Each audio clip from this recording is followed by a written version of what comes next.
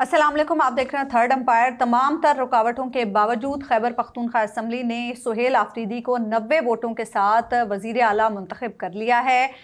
सुहेल आफरीदी ने जो अपनी पहली ही तकरीर की है उसके बाद आगे का मंजरनामा काफ़ी हद तक वाज़े हो रहा है, लेकिन मज़ीद हबीब साहब से हम गुफ्तगू करेंगे कि इससे क्या असरात आएंगे। इसके अलावा स्पीकर ने रूलिंग भी दी है आज नए वज़ीर आला के इंतखाब के मामले पर, और अपोजिशन की तरफ से जो कोशिशें की जा रही हैं कि किसी तरह से इस प्रोसीडिंग को गैर आइनी करार दिया जाए, उस पर मज़ीद क्या किया जा सकता है, अपोजिशन के पास कौन से ऑप्शंस हैं, इस पर भी हम गुफ्तगू कर लेते हैं। हबीब साहब, सबसे पहले तो ये सुहेल आफरीदी साहब की तकरीर पर हम आते हैं, लेकिन ये जो कहा जा रहा है कि सूबाई असम्बली की जो प्रोसीडिंग है वो गैर आइनी है। पाकिस्तान के दस्तूर में ये वाज़े तौर पर लिखा हुआ है कि कोई भी असम्बली के अंदर की प्रोसीडिंग अदालत में नहीं आ सकती, उसको गैर आइनी नहीं करार दिया जा सकता, उसको कोई और चीज़ नहीं करार दी जा सकती। अगरचे पाकिस्तान के अंदर सिर्फ ये एक ही एग्ज़ाम्पल है जो ख़ास तौर पर इमरान खान साहब के ख़िलाफ़ जब तहरीक अदम-ए-एतमाद पेश हुई थी तो उस पर कासिम सूरी की रूलिंग को अदालत में चैलेंज किया गया था।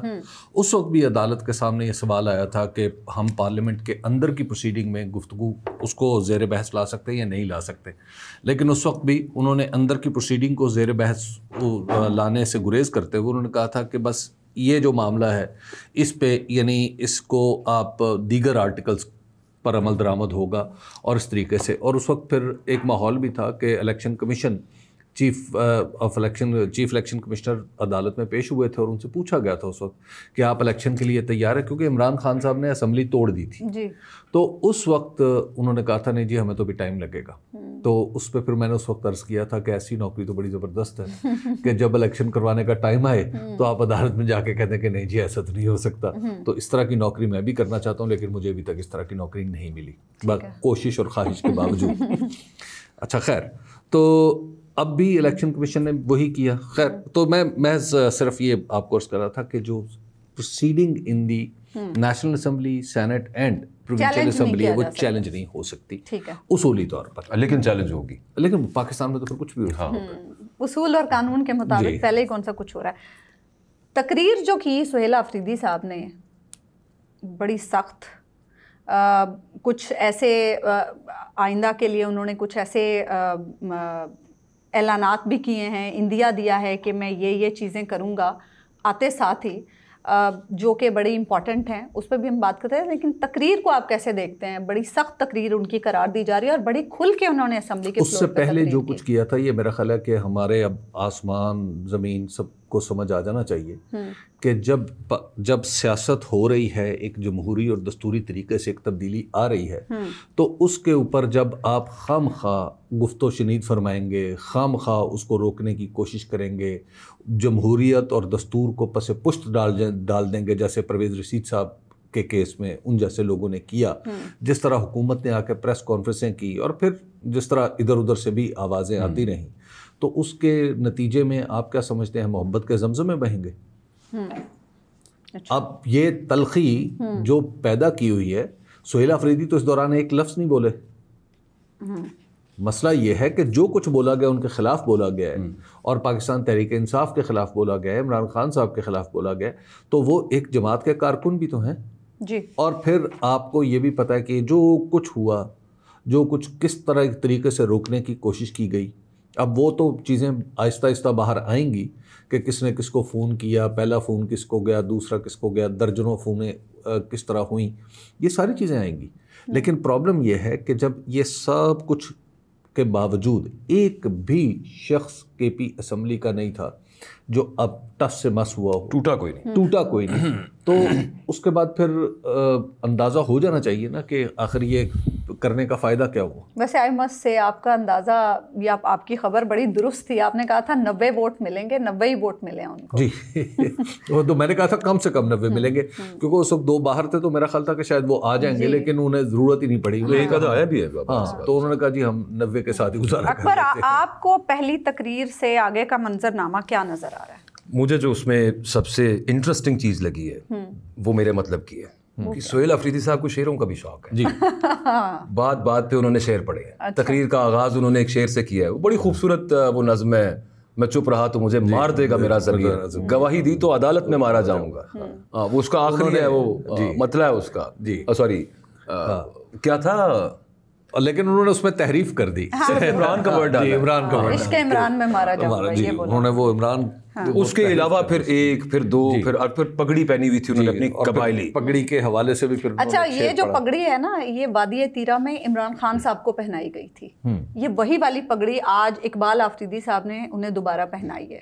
یہ پگڑی پہلے عمران خان صاحب تو پھر جس طرح انہوں نے آج دونوں نے یعنی علی امین گنڈاپور نے اور سہیل آفریدی نے جس طریقے سے عمران خان کی تصویر پکڑی ہوئی تھی اور جس طریقے یعنی پہلے ہی سب سے پہلے انہوں نے اس تصویر کو پکڑ کے یہ یعنی اظہار میسج جو دیا, اب آپ کو سمجھ آ جانی چاہیے کہ پاکستان کی سیاست صاحب یہ نیچرل کانسیکوینس ہے. علی امین گنڈاپور جو کہ ایک بات چیت والے آدمی تھے, ان کے ساتھ جب بات نہیں بنی تو پھر آگے جنہوں نے آنا تھا وہ ذرا ہاکش ایک ہارڈ لائنر کہہ لیں, ہارڈ لائنر کہہ لیں. وہ آفریدی صاحب ہارڈ لائنر ہے جی بالکل, لیکن ظاہر ہے کہ وہ جو رکاوٹیں ڈالنے کی کوشش کی گئی اس کے بعد ان کا لہجہ جو آج جیسے عظمیٰ کہہ رہی تھی, میں نے بھی یہی نوٹ کیا, تلخ بھی تھا, کچھ باتیں ایسی کہ مجھے ایسے محسوس ہوا کہ غیر ضروری ہیں ابھی یہ کرنا. یہ میری رائے ہے. ہیونگ سیڈ دیٹ کہ یہ منطقی انجام تھا اور وہ ایک جوشیلے نوجوان بھی ہیں اور پھر وہ عمران خان صاحب کے بہت وفادار کارکن بھی ہیں. لیکن اس کے علاوہ آج میرا ذاتی خیال یہ کہ اتنی زیادہ وہ ضرورت نہیں تھی اس چیز کا اظہار کرنے کی کہ یہ تو کوئی لڑائی کسی صورت بن جائے, کیونکہ اس سے پہلے جو press conference P T I کے بڑوں نے کی ہے اس میں یہ بات ہوئی کہ آپ وہ آپریشنز مت کریں جن میں کولیٹرل ڈیمیج ہو, ڈرون سٹرائکس اور جیٹ سٹرائکس, یا ایک پورا ایریا خالی کروا لینا. اس کے علاوہ آئی بی اوز کرنے, اس کو آپ آپریشن کہہ رہے ہیں تو بالکل وہ آپ کریں. اور پھر افغانستان کے ساتھ جو ہمارا معاملہ ابھی چل رہا ہے اس کے ہنگامی مطلب اکبر یہ ساری جو آج انہوں نے باتیں کی جی, کیا اس سے پہلے نرم الفاظ میں کرنے کی کوشش نہیں کی جاتی رہی؟ تقریباً سبھی لوگوں نے, جو آپ لہجے کو تلخی کو چھوڑ دیں, آپ جو مطلب کو اگر دیکھیں, لہجہ مجھے تلخ نہیں لگا جی, اس مطلب کی ساری باتیں کیا اس سے پہلے نہیں کی جا چکی؟ عمران خان صاحب یہ کہتے رہے, اس کے علاوہ خیبر پختونخوا میں ہر شخص جس سے آپ بات کرتے ہیں وہ یہی نہیں بات کرتے. جی جی, ایمل ولی خان کیا یہی بات نہیں کرتے؟ کیا مولانا فضل الرحمان یہی بات نہیں کرتے؟ اچھا جو افغانستان کا معاملہ ہے, مولانا فضل الرحمان کیا افغانستان کے معاملے کو اسی طرح نہیں دیکھتے جس طرح عمران خان دیکھتے ہیں؟ ان دونوں کے درمیان ایک کم از کم اس ایک چیز پہ ایک اتفاق رائے تو موجود ہے. فضل الرحمان صاحب تو شاید تھوڑا آگے جا کے دیکھتے ہیں. مولانا کا تو ابھی ایک ریسنٹ بیان ہے جس میں مولانا نے ریاست کو ہی مخاطب کرتے ہوئے کہا ہے کہ بھارت کے معاملے پہ اگر آپ دیکھیں گے تو قوم آپ کو ایک پیج پہ نظر آئے گی, لیکن افغانستان کے معاملے پہ آپ کو قوم ایک پیج پہ نظر نہیں آئے گی. اس کی وجہ ہمارا صدیوں کے ساتھ ان کا تعلق ہے, اس کی وجہ ہماری ایک مذہبی یگانگت ہے, اس کی وجہ لوگوں کے تعلقات ہیں, رشتہ داریاں ہیں. تو مطلب جو آج ان کا ذکر, رشتہ داریوں کا ذکر آج آپ دیکھیں خیبر پختونخوا میں بھی ہوا نا, آج وہ کہہ رہے ہیں کہ جناب 40 سال 50 سال سے جو لوگ یہاں تھے ان کی رشتہ داریاں تھیں, یہاں بن گئی تھی. اس کے بعد آپ کیسے کسی کو کہیں گے کہ جناب. اور دوسرا سر اس میں جو ہمارے حکومت میں جیسے بھی بیٹھے ہوئے ہیں وزراء جو ہیں, سینئر وزراء جو ہیں, ان کی جو زبان ہے وہ ہمیں بڑی اچھی طرح سے پتہ ہے وہ کہاں بولی جاتی ہے, وہ سن کے آ کے وہ بولنا شروع کر دیتے ہیں. اینی ویز مجھے تو خواجہ آصف صاحب ایک انٹرویو میں نے ان کا سنا کل رات کو, مجھے اس میں یوں محسوس ہوا جیسے یہ پرویز مشرف بول رہے ہیں. آپ کو یاد ہے ان کی مشہور زمانہ تقریر کہ وہ زمانہ گیا, گولی ماری اور پہاڑ پہ چڑھ گیا. تو آج کل انہوں نے کہا کہ وہ زمانہ گیا کہ ادھر سے پشاور آئے, ٹکے کباب کھائے اور واپس چلے گئے. صبح ہوئی پشاور آ گئے اور تندور لگا لیے, ڈمپر چلا لیے, اس طرح کی وہ باتیں کر رہے تھے. اب ایسا نہیں ہوگا. تو دیکھیے اب یہ اپنی جگہ پہ درست ہے کہ جو کہہ رہے ہیں کہ بارڈر جو ہے وہ پورس ہے, اس کا ایک وہ طریقہ کر, لیکن پورس بارڈر کیسے, باڑ بھی لگائی, اس کا سوال بھی ہوا تھا ڈی جی صاحب. دیکھیے بات یہ ہے کہ افغانستان کے ساتھ جس طرح ہم کل بھی بات کر رہے تھے کہ افغانستان کو اگر آپ نے بھارت کے پرزم سے دیکھنا شروع کر دیا تو اس کا تو کوئی علاج ہی نہیں, اس کا نتیجہ الگ ہے.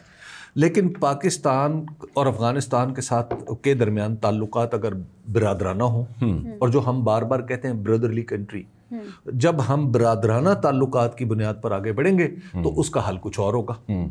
مطلب یہ جو دنیا میں جہاں جن ملکوں کے درمیان اس طرح کی یگانگت اور بارڈر ہوتا ہے, وہاں پہ کبھی بھی ویزا رجیم اس طرح نہیں ہوتی جس طرح پاکستان کے اندر نافذ کرنے کی کوشش کی جا رہی ہے. ایک طویل عرصے تک یمن اور سعودی عرب आप सिर्फ पासपोर्ट दिखाते थे और आ जाते थे, वो तो बाद में ख्वाजा साहब ने स्विट्जरलैंड और पता नहीं किस मुल्क की मिसाल दी कि इनका बॉर्डर भी तकरीबन ना होने के बराबर है, लेकिन वहाँ पे ये नहीं है कि कोई भी इधर आ गया और कोई भी उधर चला गया। अब वहाँ पे जो कुछ भी है, आप यूरोपीय यूनियन देख लें, आपने सारे बॉर्डर उड़ा दी। अच्छा, हम जरा लिहाजा वो बात निकल गई, आगे की तकरीर पे बात कर लेते हैं। अच्छा हबीब साहब, उन्होंने कहा वफाकी हुकूमत और फौजी इस्टेब्लिशमेंट से दरख्वास्त करता हूँ कि हमें एतमाद में लेकर अफगान पॉलिसी पर नजर षानी करें। इसके साथ साथ उन्होंने ये भी कहा कि मिलिट्री ऑपरेशंस जो भी हों वो अवाम को एतमाद में लेकर किए जाए, उसके बगैर मिलिट्री ऑपरेशंस की हम हिमायत नहीं। दुनिया में पाकिस्तान के अंदर पाकिस्तान की फौज के पास दहशतगर्दी के खिलाफ लड़ने का एक तवील तजुर्बा है और उसमें हमने फतह भी हासिल कर रखी है।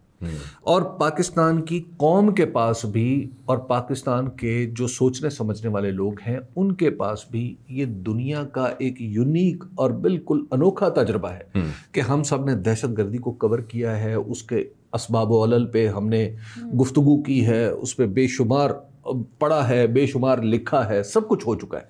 हमारी गुफ्तगू का मौजू रहा है, बैठकों में बैठ के बात होती रही है, तो हमारे भी एक राय बन चुकी है। हम सब सिक्योरिटी हम सब किसी ना किसी दर्जे में जो सिक्योरिटी एक्सपर्ट भी हैं, क्योंकि हम रहे इस माहौल में, हमारे बच्चों ने, हमने बड़े होते हुए अपने इर्द गिर्द दहशतगर्दी देखी है, उसको भुगता है। तो लिहाजा अब इतने जो लोग जिन्होंने अपनी जानों पे सारी चीज़ें भुगती हुई हैं, हमारे फौजियों ने भुगती हुई हैं, हमारे बच्चों ने भुगती हुई है, जो फौज है वो हमारे बच्चे हैं ना, बिल्कुल ऐसे, और इधर भी हमारे बच्चे हैं, तो भाई आपस में बैठ के बात करें।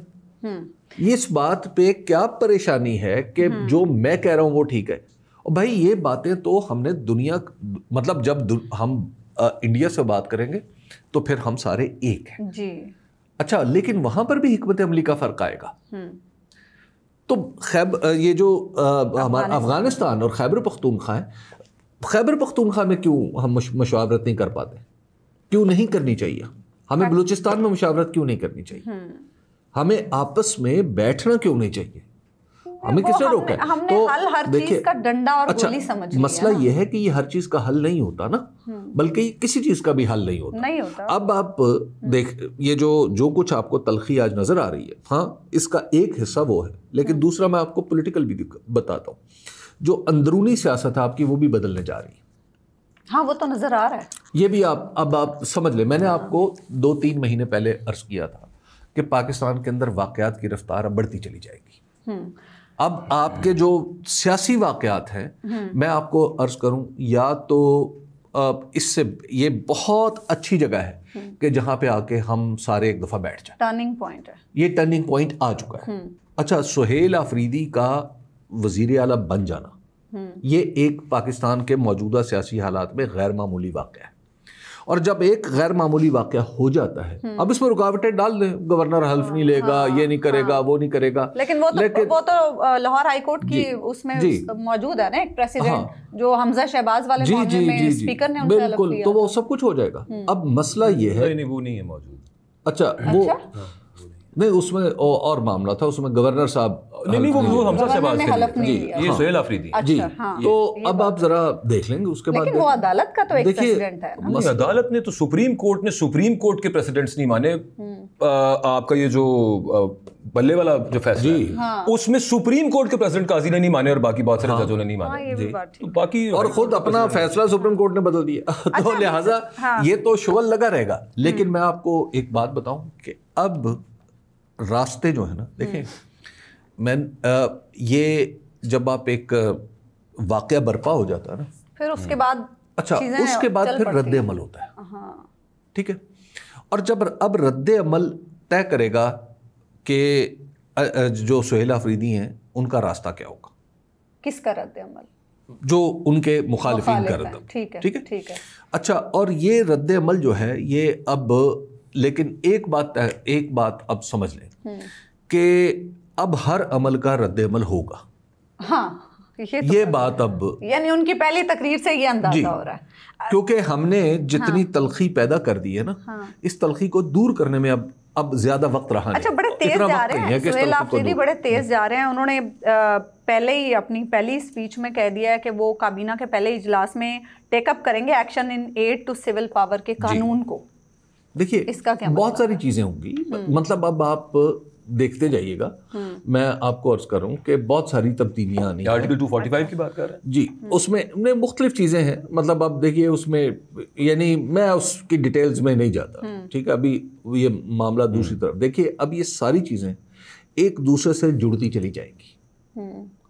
ये जब आपने कभी हमें बचपन में एक बताते थे एक तजर्बा करके कि लोहे चून जो है, यानी जो बुरादा है लोहे का, अगर उसको मकनातीस के ऊपर रख के, मकनातीस एक प्लेट में रख के ऐसे ऐसे हिलाया जाए तो वो एक ख़ास शक्ल इख्तियार कर लेता है। मैं आपको सिर्फ इतना अर्ज़ कर दूं, प्लेट में बुरादा भी है, नीचे मकनातीस भी लग रहा है, और अब ये हिलना भी शुरू हो गई है।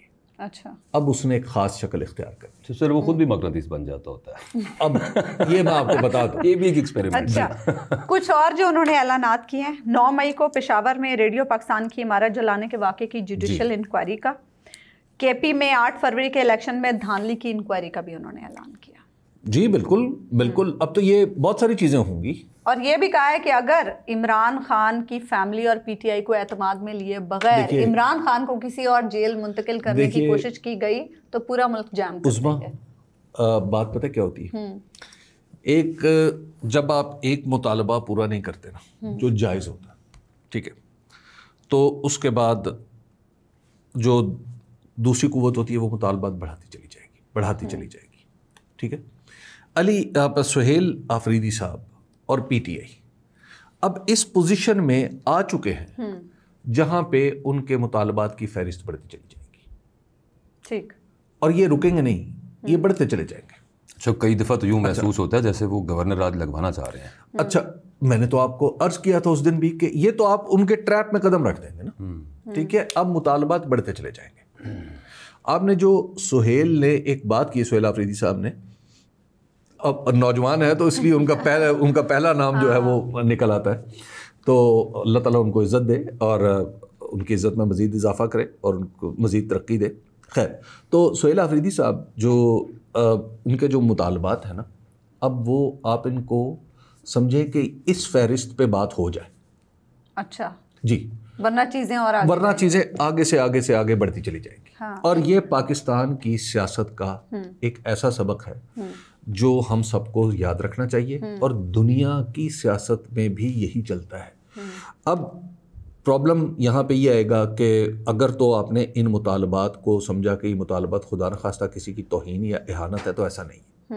कोई मुतालबा किसी की तौहीन या इहानत नहीं है। ये सारे मुतालबात या इस तरह के मुतालबात, बात करना, आगे बढ़ना, ये इसमें किसी की तौहीन नहीं होती। एक मुतालबा इसमें बड़ा स्ट्रेटेजिक है इन द सेंस के वो एक प्लान है। वो जो ये अभी आपने बताया ना कि उन्होंने कहा कि अगर जेल किसी और में मुंतकिल किया गया तो हम फिर ये सब एतमाद में लिए बगैर, उसके पीछे मामला ये है कि एक दफ़ा फिर ये बात शुरू हो गई कि इमरान खान साहब का मिलिट्री कोर्ट में ट्रायल करना है, यहाँ से मुंतकिल करना है एक और जेल के अंदर जहाँ से GHQ का केस चलेगा, और उसके बाद वो होते होते मिलिट्री कोर्ट में लेके आना है, वहाँ से ही सज़ा दिलवानी है 9 मई के मामलात के अंदर। अल्टीमेटली ये उसको काउंटर करने के लिए उन्होंने पहले बताया कि ये और ऐसे मत कीजिएगा। एक बात ज़हन में रखिए, ये जो उन्होंने कहा है ना कि अगर ना तो मुझे ये कुर्सी अजीज़ है, ना मुझे ये प्रोटोकॉल, मेरे पास खोने के लिए कुछ नहीं है।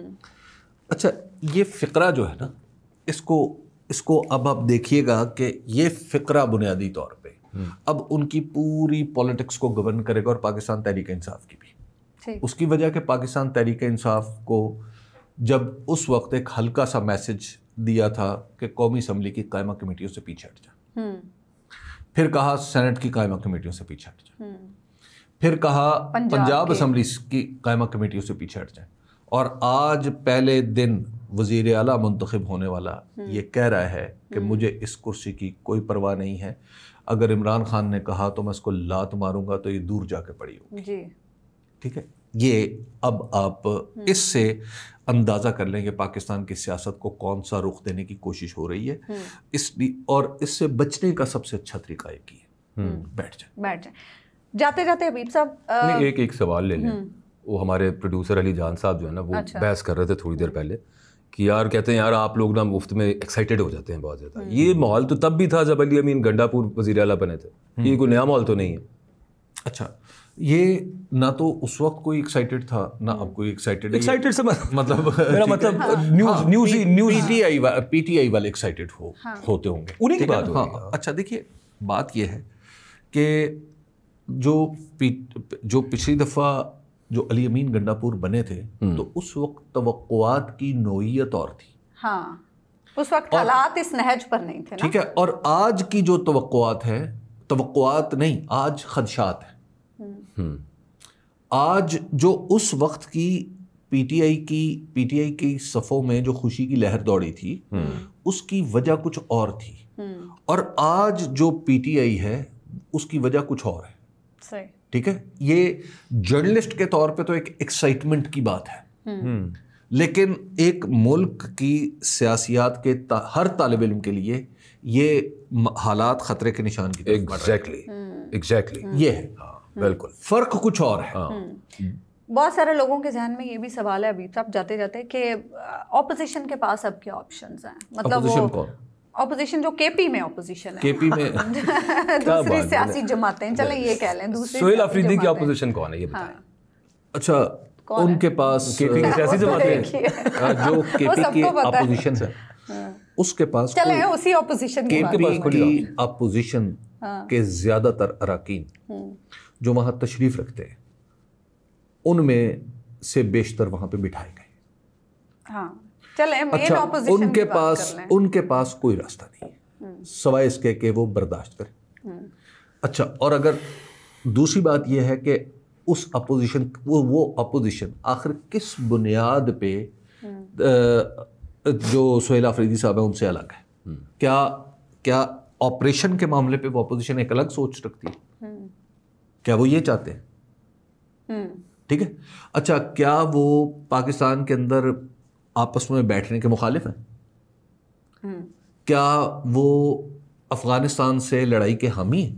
یہ تین ایشوز ہیں نا. جی. بڑے اور چوتھی بات ہے کہ کیا وہ جو ضم شدہ ارسٹوائل فاٹا کے جو علاقے ہیں وہ وہاں کے کسی آدمی کے وزیر اعلیٰ بننے کے خلاف ہیں.